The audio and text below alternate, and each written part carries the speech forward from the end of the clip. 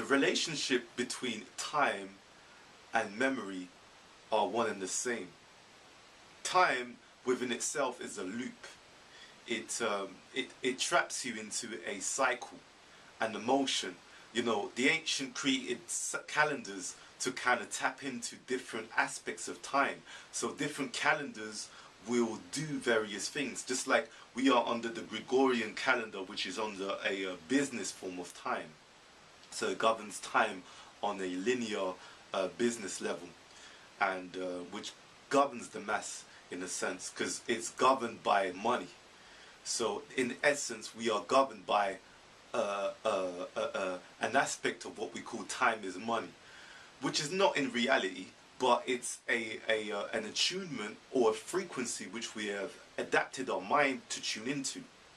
Now, when we look at memory, memory is a bank of information, which is a storehouse of programmed information.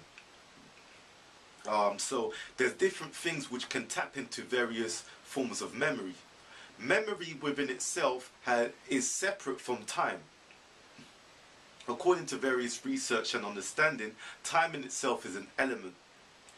Time moves within the space of motion. So time is part of motion. It's a cycle within itself of motion. So when we look at memory, memory actually separates time, because to remember something, you do not have to go into time. You can remember something from a particular time period, right, and bring it into existence. That in itself shows that the memory is not a part of time, but can be used in conjunction to time. Here we are. So what we know is that time is in itself in a state of being. Time is moving, but the space without the time is actually allowing time to exist. So space is actually the encapsulation which creates time, right? Are you with me? I do not want to confuse you here. So when we look at the element of memory, we know that memory can be brought into time and in essence can change time. So time in itself repeats itself because we are we are trapped into a loophole which is surfing or cycling itself within itself, in itself. And the moment we become aware of time, we then escape the motion of its reality. Okay, we escape its motion of reality. So its reality is actually stored in the source of the moon. Okay. This leads me on to esoteric and Vedic astrology. Okay, so when we look at Vedic astrology, in Vedic astrology, the moon represents your mind. Why? Because the moon represents your past.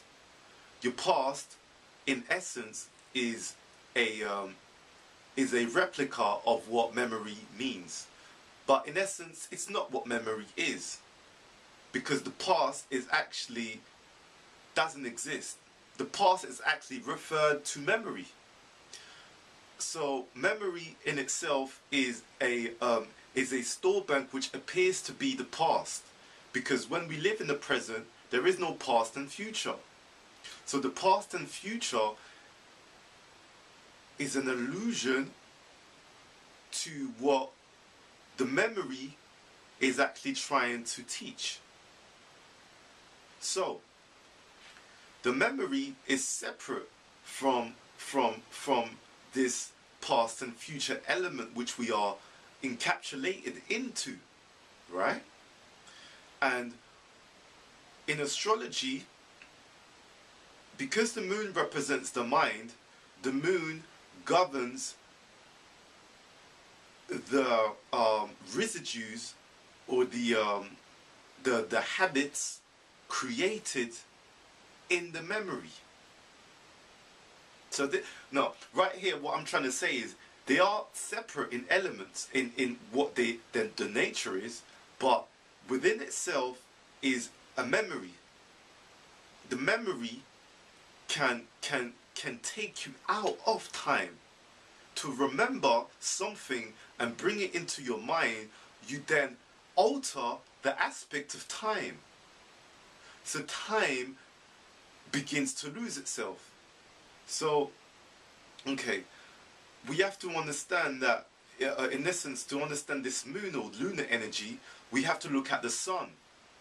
The sun means understanding. The sun brings understanding.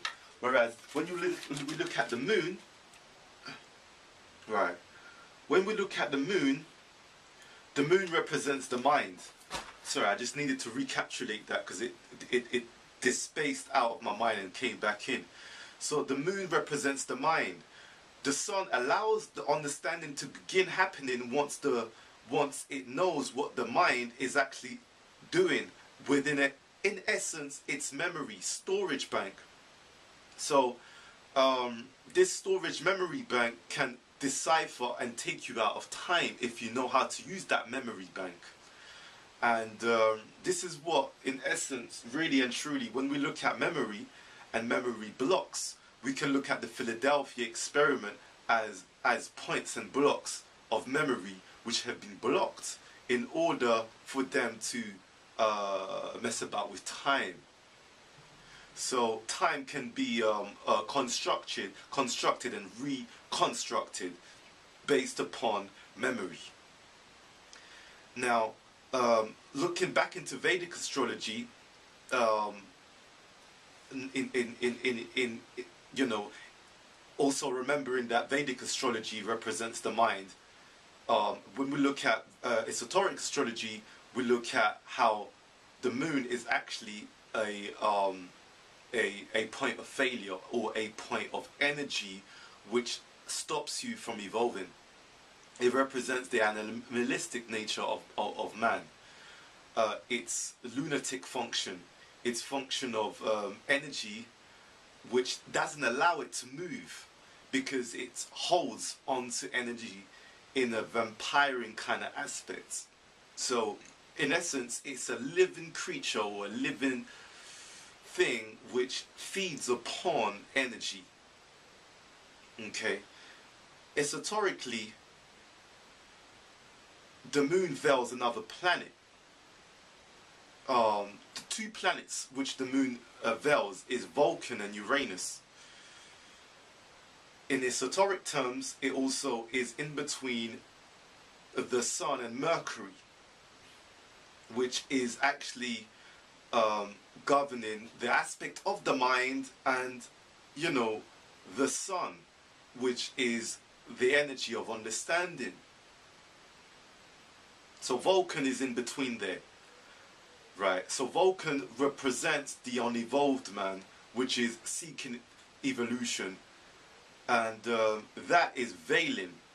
Well, the moon is veiling it, which means it's blocking it. It's not allowing evolution to be.